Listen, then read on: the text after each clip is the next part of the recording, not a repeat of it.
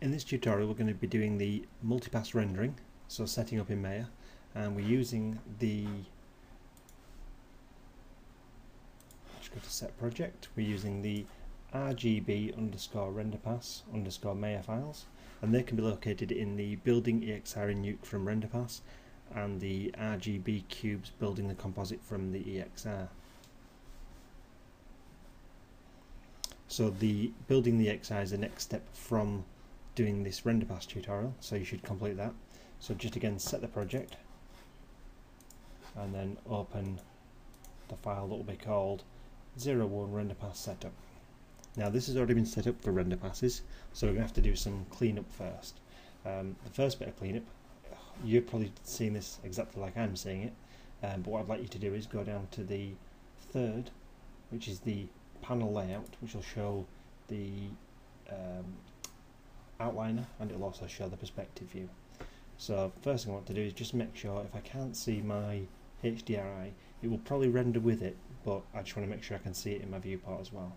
So go to the attributes, and then we're just going to navigate to the file which should be under source images, and it's the Bradford Uni Atrium light probe, and you'll just see it pop in like that. Okay, we can close down the outliner. This is a quite restricted space here, so you just have to cope as best as possible. Just move that in a little bit there. So the first thing I'm going to do is just delete this pipe, and I'm also going to delete the ground plane as well, mainly because I know there's some issues with the ground plane. And then I'm going to name my cubes. I'm going to call this red cube, and I will do capitals for this.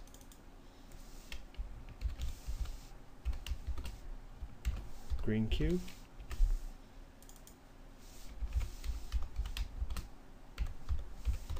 blue cube,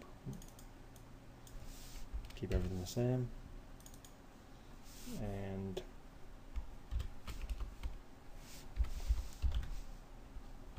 alpha cube. Okay, on the red cube we've got some history on this red cube. If you look at the channel box you can see some history on here. They've all got animation on them, so I just want to select the red cube and go to delete by type, history, and you'll see the little history icons vanish. So we've got this mental ray IBL, we've got a light, we've got all the cubes, and we just need to bring back the ground plane. So just create a ground plane.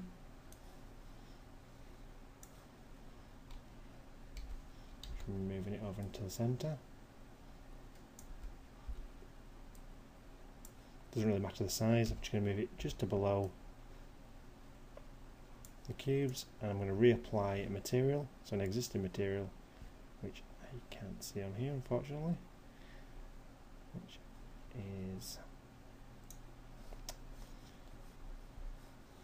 I have to go to the Hypershade.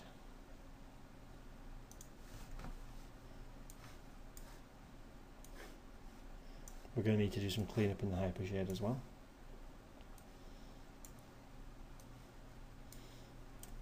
So the one I'm looking for is this use background shader, so assigned to existing material. Okay, I'll just minimise that for a second.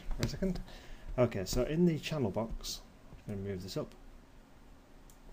I've got the display layers, and I've got render layers and animation layers. I'm just going to look at the display layers, sorry, the render layers, and you can see we've already got these passes in here. Now you can see the actual viewport changes as we move through them, because they have different materials assigned which just correspond to each of these passes. So we have the master layer, which is what we normally get when we render. We have the colour pass, and if I do a render of the colour pass, so you can see with the colour pass I'm getting these, just basically the cubes with the reflections, with the highlights. But if I go up to file, you can see I've got this thing called render passes, and in here we have specular. That's our specular pass. We have reflection. That's our reflection pass. We have indirect. That's our indirect lighting. And we have the diffuse, no shadows. That's just our basic colour.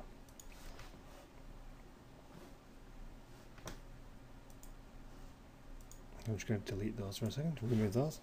So this colour pass actually holds multiple passes. This is the only layer that does hold multiple passes. The rest of them are just their own layers, essentially just their own passes, but this one actually contains 4 other passes built into it, which is going to cause us a bit of an issue when we render later, but we'll get to that. So what I want to do first is actually just delete these passes for now. So this is you can't delete the master layer, that will never delete. But you will see as we delete all the other passes, that one now becomes active again. Okay, the other thing we want to do is let's just maximize our Hypershade now and go to the Edit tab and delete unused nodes. Not just delete anything that we're not using. Okay, let's come up to render settings, and I'm just going to turn down quality actually.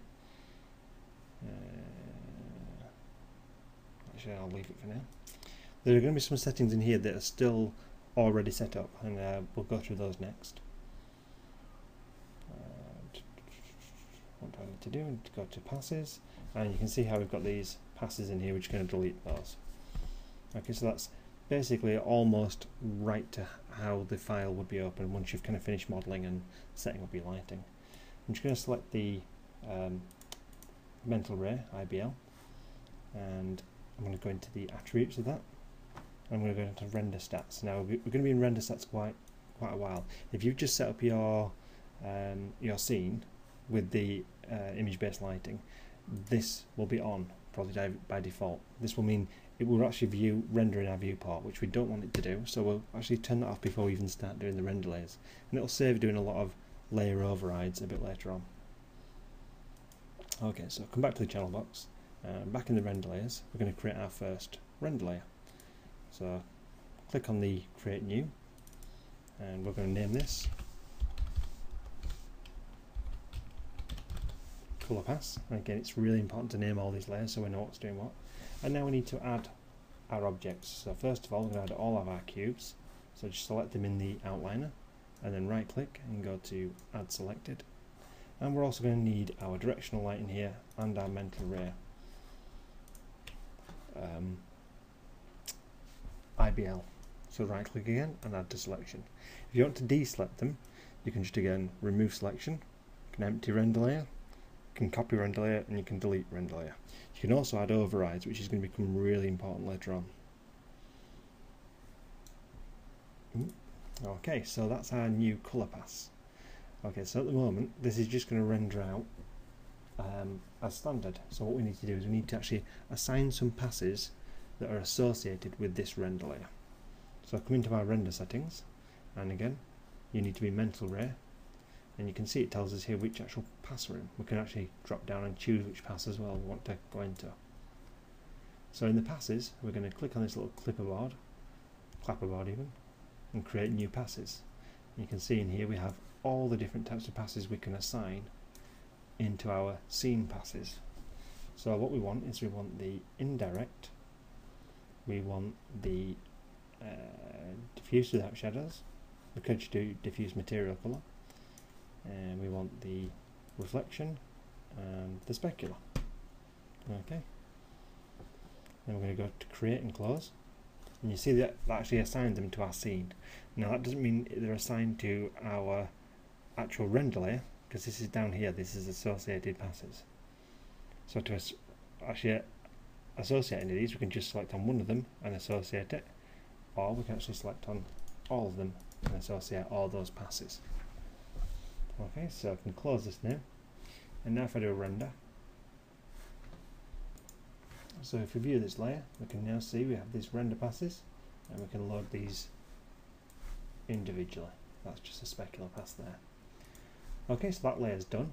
So now we're going to do is we're going to create a new layer, and we're going to call this the AO, ambient occlusion, and cubes.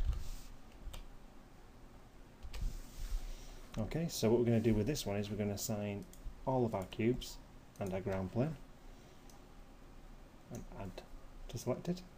And then what we need to do is we're actually going to create a complete new material override. So this is going to bypass all the actual materials that are already on these cubes in this ground plane. And we'll go to overrides, We're going to go to create new material override, and we're going to go to surface shader.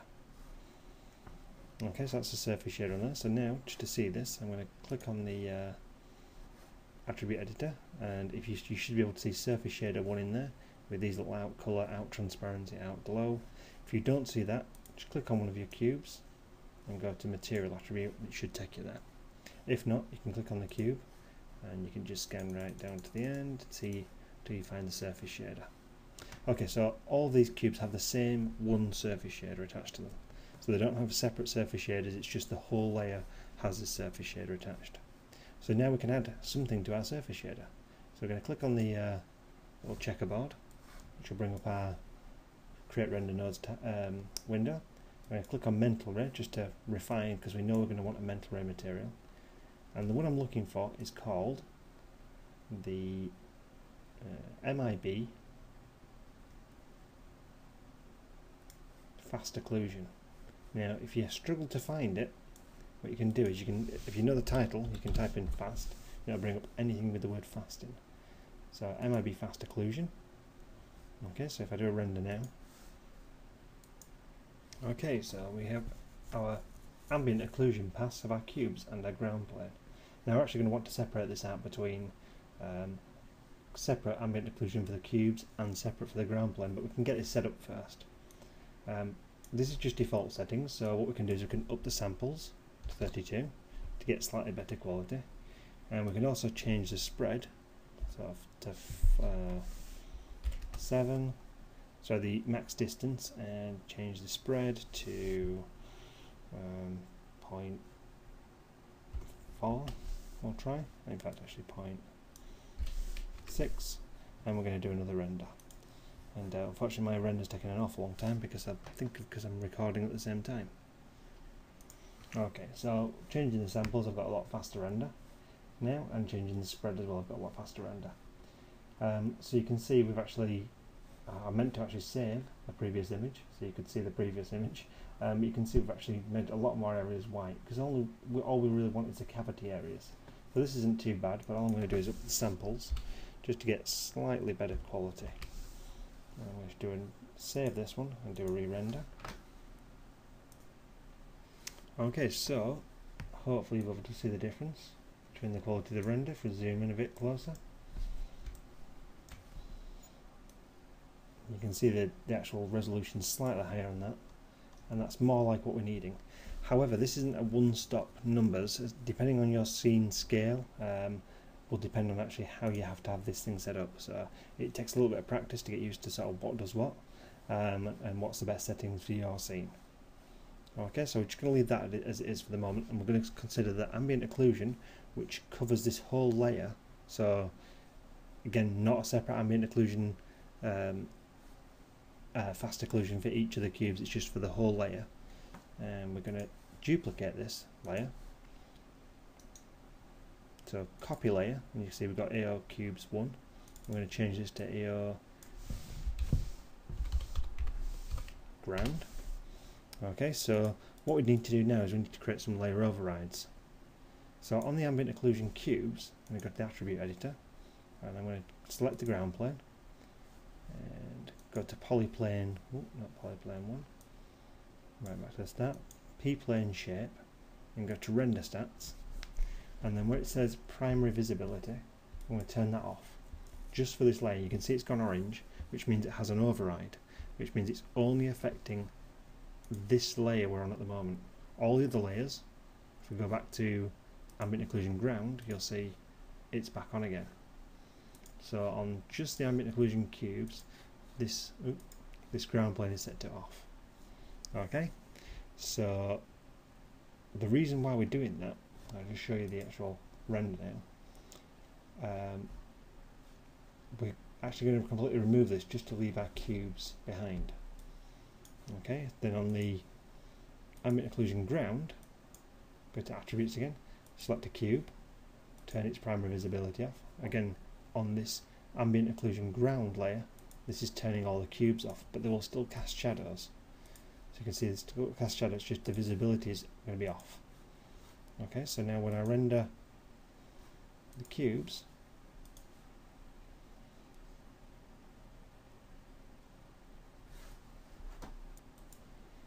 all you see is the cubes. And again, when I render the ground, all you see is the ground. However, we do have a bit of an issue here. On this ground plane, we can actually see the white of the ambient occlusion where the ambient occlusion material's on. But on this background here, we're just getting a black background, which is fine. We do have an alpha, but that won't be carried forward anywhere. We won't be using the alpha from that. But what this can do is, in your actual composite in Nuke, you can be left with some artifacting and a little bit of edging around here, and it causes some problems. So we're going to do something with the surface shader, and with the fast ambient occlusion, but just to this ground plane. So select the ground plane, go to material attributes. Okay, we might have to go back into the surface shader, and then click on the out color again, just to get to our MIB fast occlusion. Now, the order you do this is really important. What we need to do first is right click on where it says bright and create a layer override, right click on where it says dark and create a layer override, and then we're going to basically swap out these two colors. Okay, and that's only going to affect this layer. This is where we've got this layer override. If you didn't do the layer override first, it would actually swap over on the cubes as well, and you'd end up having a negative on the cubes. Okay, so I'm just going to save this and re-render. So you can see now we have a black background, which has got rid of that sharp edge which would have caused us problems, and we have the white shadows. Now this is going to be actually completely wrong, because as we know, shadows aren't white. So what we'll need to do when we actually go into the compositing package is actually add an invert to this to actually change it back to sort of white background, but complete white background, and then dark shadows. Okay, so that's the ambient occlusion pass setup. So now we're going to set up the shadow pass. So I'm going to right click on the cubes, and we're going to actually copy this layer again. I'm going to copy the ground one as well, and we're going to change this to shadow cubes. Get rid of the one as well. Get rid of the one, and shadow ground. Okay, so what we're going to do with this now is we're going to actually right click on here and go to overrides again, and I'm going to create an existing material override. I'm going to do the use background shader on both of these.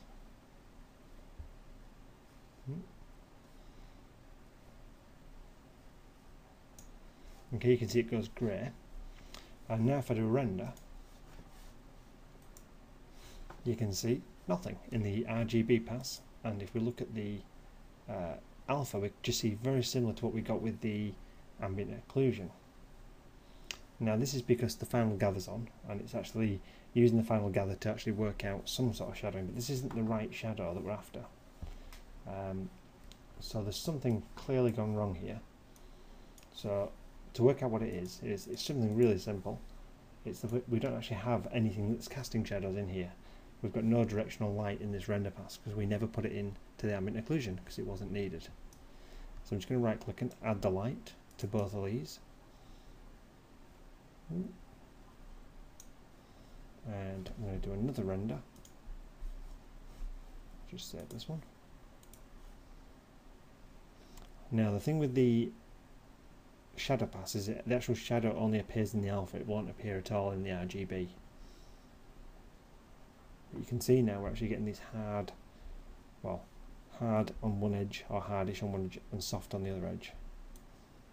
Okay, you can see now the difference. Now we do want to get rid of this final gather effect, but we're going to do that at the end once we clean up the whole scene. Let's just have a look at the cube render. So in the cube render you can see we're getting this self-shadowing here, but we're also getting this quite soft shadowing. Again, that's just because of the final gather, which we will fix at the end. Okay, so that's all those dealt with. We're now going to create a new layer. This one's going to be called the motion vector. So this is going to deal with our motion blur. Now, you could render out motion blur from Maya. This will take your render times incredibly high, and also there's no control over it. So this method we can actually use in the compositing package, or Nuke in our case, and actually use this to control the motion blur. Now, depending on how close to the camera it is, you may not need it. It's just a pass there that you can add, and it will add extra realism to your scene. So I can always recommend actually adding it and having it as there as an option, even if you don't get any results from it. So first of all, we need to add our cubes. And we're also going to add the ground as well, just in case we want to get shadows motion on the ground. Okay. Now this one we also need to add a pass to. So go back into our render settings and back to passes. We're going to add another pass to here, and this is called the 2D motion vector. So create and close. And this is coming in called MV2D Toxic. And I'm going to change that to motion vector, only just to keep everything sort of easy to follow. I'm going to select that motion vector and add it just to this pass. So leave all the other ones where they are and just add it to this pass. Okay, so now if I do a render,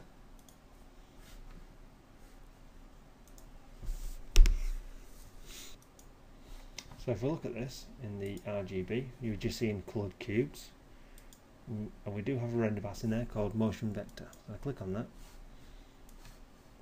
and look at that. Now that if I've never seen this before, I might not know whether this is correct or not, but I can tell you this isn't correct. This isn't the colours we need to be viewing. And if you look at motion vector passes, what they should look like, they definitely shouldn't look like this. Now there's a reason for that, and if I go back to our render passes, double click on our motion vector.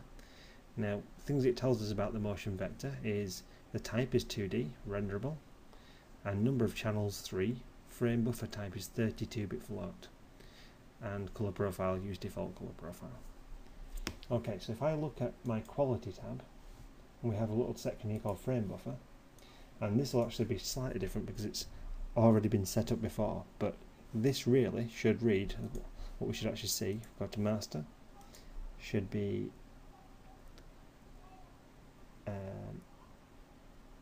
RGBA 4x8-bit. Now that's what frame buffer type we need for everyone apart from this motion vector. This motion vector requires a minimum of 3 times 32-bit float. Okay, so I'm actually going to do this in the frame buffer, create a layer override and change this to 3 times 32-bit float. And that will actually, when I render out again, I would get exactly the same result as I was getting before. I'd get this weird coloured one again. So even though our frame buffer is right, there's something else still that's not quite right. Now, the problem is, at the moment, image format we're rendering out is a TIFF. So again, for all these, what I'm actually going to rendering out is a Targa, mainly because they're a bit smaller. So if I render it out as TIFF, you get huge file sizes, which I don't want to deal with. But for this motion vector, this one won't actually render out as a TIFF. So the file format it's looking for, this float file format, won't render out as TIFF or Targa. So we actually need to create a layer override again for this, and go down to one called OpenEXR, which is 32-bit float.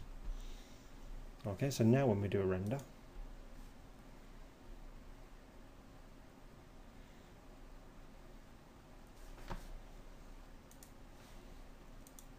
we still see our weird coloured cubes, but under the render passes, the motion vector,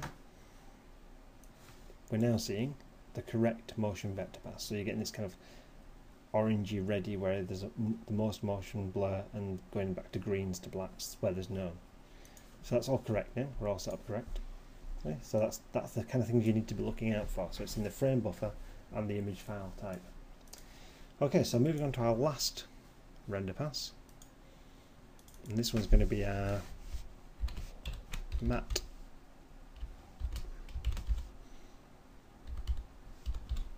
colour pass, and we're just going to add the cubes to this. But what we need to do now is go back to our hypershade just going to clear that out, and what I want to do is create 4 surface shaders. Okay, so each of these surface shaders, start with this one, I'm going to call this one matte red, and then I'm going to select the out colour. I'm going to choose this preset red, which is 360 with a saturation and value of 1. Select the next one, call this matte green. Select the green in the preset, which is 12011.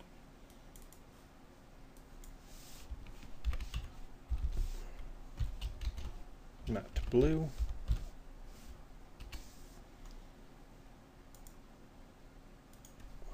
(240) and then I'm going to call this one matte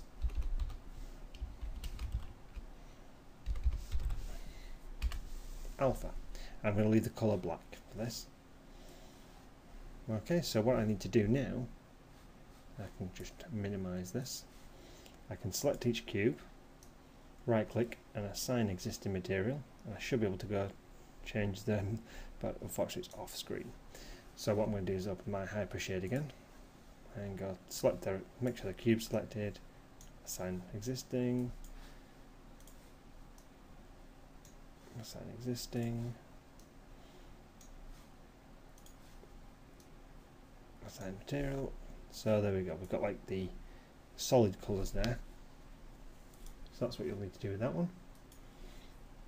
Okay, so the reason why we're doing this is when it comes into Nuke, if we wanted to desaturate the red but only leave the rest of them as they are, we would use this matte colour pass. We would have to actually select it because it's a solid colour. Okay, so what I'm going to do is do a quick render of this.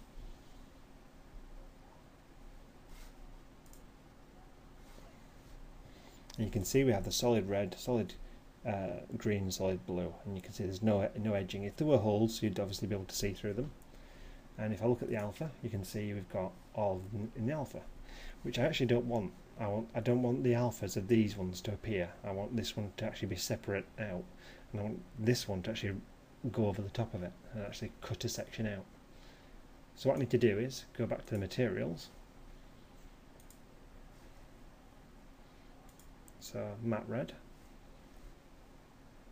and go to the attributes, and where it says the out matte opacity, this is what's driving this alpha colour. So I'm going to turn that one to black, I'm going to turn that one to black, I'm going to turn that one to black, and on the alpha I'm going to leave the alpha as white. So now when I render, you can see in the colours we see all the colours, but in the alpha we only see the one alpha. And this is all set up nicely correct now. So if you had an object which was made up of many different parts but was all kind of bunched together, all grouped together, you could actually separate them out. You can use other colours as well, or you can use an extra render pass as well, like an extra sort of, if you had say with the fire extinguisher, you could have the main body and some other parts, the red, green, blue and alpha, and then the actual top of it you could actually have a separate pass for fire extinguisher, neck or valve, and do matte passes for those as well, just so you can separate them out by name. Okay, so that's all of my layers set up. Now I just need to do some sort of maintenance now, so I'm going to go back into my render settings, sorry, and I'm going to go to quality. In fact no, I'm going to go to features, and this is where telling me where final gather is turned on under this render features. Okay, so what I can do is I can, on the colour pass, I need to have final gather on because it's sending out reflection information, specular and things like that. But for the ambient occlusion cubes, I actually don't need to have the final gather on. So I can create a layer override and turn this off. Same for the ground, same for the shadows. If you remember the shadow ground, we had all the let's go back to it, which we can't. We had all the actual hard shadows, and we also had the soft shadows as well. So now if we re-render the shadow ground with the final gather turned off, we'll just see the hard shadows. So that's correct. Again, we only see it in the alpha, we don't see it anywhere else. And in the shadow cubes,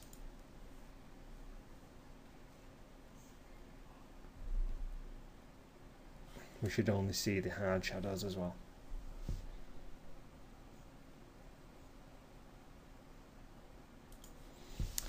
Okay, so the motion vector again, we can turn the final gather off. Now this isn't going to affect our rendering, it's just going to save a little bit of time because it's not having to do the final gather calculations all the time. So the only one we need to have it turned on is in this colour pass. Okay, so that's all of our render layers set up. Make sure you're saving along the way. The final thing to do is just work out, make sure all our settings are correct, make sure we are rendering as a sequence and we set the frame times right, make sure we set the camera right and the resolution, and again go into any quality settings. If you've been working at a lower quality just while you're testing, make sure you bump it up to your final resolution, final quality. And the final thing to do is actually think of some of the names. So this one's just called RGB images, so RGB image, and you can see here it's going to say colour pass, a folder called colour pass, the render pass, and then the file, the actual sequence, is going to be called RGB image. Okay, so that's fine at the moment, but what we need to do is we need to really separate this out slightly more. So I'm going to just do another underscore. I'm going to right click in this box and I'm going to click on render layer. So that's going to be the actual folder called render pass, and then we have this one called RGB image color pass. And it's called color pass because it's assigned to the render layer called color pass, which is fine for kind of all of these. You can see ambient occlusion ground, so yeah, fine for all of those, but for the color pass not so good, because we actually have 4 separate passes in here. So all of those 4 separate passes are going to be in separate folders which relate to their name, but the image sequence is going to be called RGB image sequence for them all, which when we take it into Nuke is going to be a bit of a problem, and it's going to take us a little bit of time, depending on how many layers we have, to rename them all so we actually know what we're dealing with. So to sort that out, what I'm going to do is, in the file name prefix for this layer, I'm going to go to create layer override, do another underscore, right click and go to render pass. That's now going to call it RGB image color pass, and then the actual file name is going to be titled our render pass sequence. Okay, so that's the only one that we need to do that for. Obviously we need to set up the image format, and we know we're going to do a tagger for all of these images. Apart from the motion vector, you can see that override comes in there, and we've set up all our final gather, and we should have everything else set up. Obviously if you're working with an image plane as well, if you're setting up with an image plane of your backplate, you're going to need to go into the camera settings and turn that off in the attribute editor, or completely delete the image from the sequence once you've finished with it. That should be fine. So all that's now left to do is actually render out your sequence. Go to rendering and go to render, and then batch render, or set, or however else you're doing it, if you're doing it through the command line. The one thing I will say is that the rendering will take quite a while, because it's going to have to render out all these passes separately. So make sure you have plenty of time to render out everything you need to do. If you have any questions, you can contact me through the VLE.